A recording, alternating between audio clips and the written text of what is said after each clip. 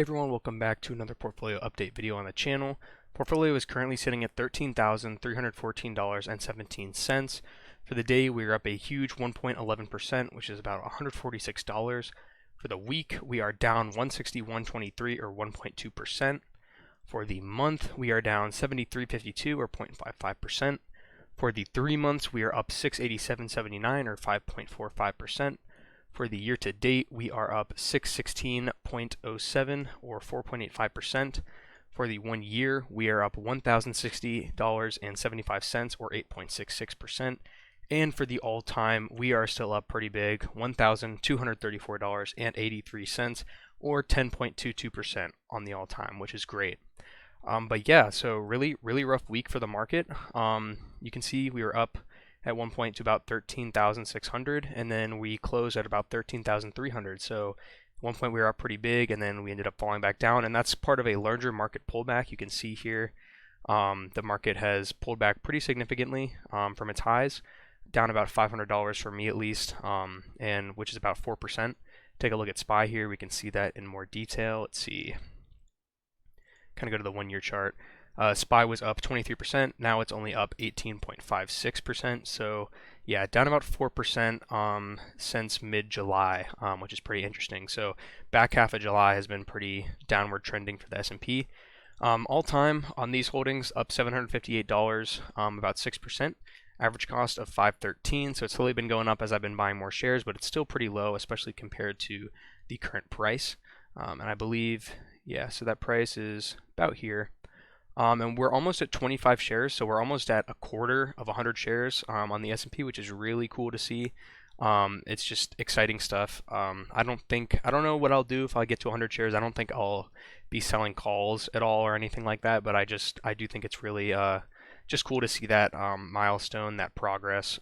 So yeah, almost at 25 shares, and hopefully by the end of next week, I should be able to push myself over that limit to 25 shares, which is really exciting. But yeah. Once again, full portfolios in SPY as usual, and still waiting on this dividend to come in. About 4 more days, about almost $40, which is really good. And yeah, so portfolio is doing really good, and I want to cover some news this week that led to the craziness here. But before I get to that, I do want to say, if you are not subscribed and you're watching this video, which is about 80% of you, please consider subscribing. I do 2 weekly portfolio update videos now, and I do a side video every now and then. So if you're in this 80% that isn't subscribed and you're interested in investing and options trading videos, please consider subscribing. But let's go back here. So let's take a look at the news for the week. Because as you can see, we had this initial sort of run up here of about almost 1%, and then a pretty harsh fall off, down about 2.27%. So from the highs, down about 3.5%. And then we rebounded pretty nicely. So let's take a look at what we're looking at here. And the big thing for this rebound from Friday, pretty much, looks like Thursday we kind of had a rebound, kind of pulled back though, and then Friday we had a pretty big run up here. And the big reason for that is good GDP numbers as well as bullish inflation numbers. So that's great to see. And interestingly, though, I believe actually the earlier pullback this week was due to some really bad outlook by Google and some big corporate earnings that came out that didn't look so hot for the economy. I think that's what caused this initial pullback. Then we had GDP that looked good, had this little run up, but then it kind of ended up pulling back. And then into Friday, bullish inflation data in combination with that good GDP data had us climb pretty steadily here. But yeah, I think that's kind of the overall outlook of the week, because I think Google was the particular one I saw that had a really bad outlook for the company. And I believe they reported on this day, and you can see the market had a really sharp sell-off. I believe it was the worst day on the S&P in 2 years. Let me actually verify that. Yeah, I believe it was this day. So 549 down to, yeah, 541. So I think it was a 2% down day if you include the gap down, which is pretty insane. You don't see that often. And yeah, you can see here, let's see. Yeah, I believe that was a huge gap. But yeah, I think I read it was the biggest drop since 2022, and it shot the VIX up a lot. In fact, let me quickly pull that up for you guys. VIX graph. If you saw my mini options portfolio video, the mini options portfolio really needed this. So this was, ironically, this was really terrible for my big portfolio, but this was really great for my small portfolio. You can see the Wix is, the VIX, sorry, not the Wix, the VIX is down about 12% today.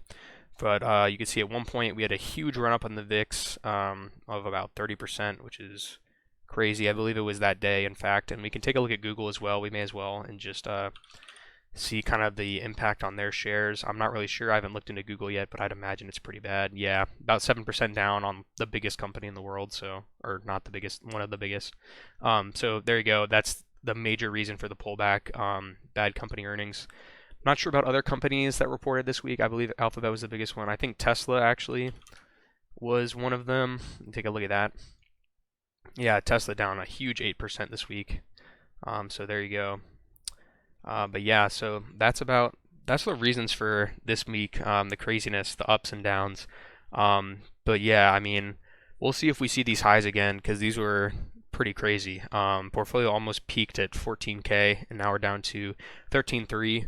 After I'm able to make deposits I've been working full time the past few weeks to try and contribute as much as I can to this portfolio before I go off to college in the fall. Should be able to get this well into 14K by the time I go to college. Maybe 15, that's kind of pushing it though, but I'll try my best. But yeah, I've been working full time for a couple weeks now, and that's been allowing me to contribute quite heavily. In fact, I want to kind of take a look here and kind of see where the portfolio was at the beginning of summer. It's kind of just an off tangent here, but I am kind of curious. Let's see. This might have been beginning of summer. We can take a look here. Let's see. March 31st. No, that was definitely not the beginning of summer. So I think we had like 10K maybe. Let's see. Yeah, so this is about the start. So we had 10,757 and now we have 13,000. So I've been able to contribute about 3 grand since the beginning of summer, give or take, which is really good. And obviously I'm going to keep adding. And but yeah, that's been really productive, honestly. So almost increased the total holdings by 30% or more than 30% over the summer, which is really good. I'm really happy with that. And obviously contributing to that has been a huge rise in the market as a whole, an extra $700 boost to that quote unquote deposit count. But yeah, hoping to continue to deposit more, quite a bit more in fact. And yeah, so we'll see where that goes. But aside from that, we'll see what goes down in the next week. And yeah, thank you for watching this video. Once again, if you're not subscribed, I guess I don't have it pulled up anymore, but if you're not subscribed and you're in that 80%, please consider it. I'm trying to grow this channel, get a nice little community going. But other than that, thank you for watching this video, and I will see you in the next one. Goodbye.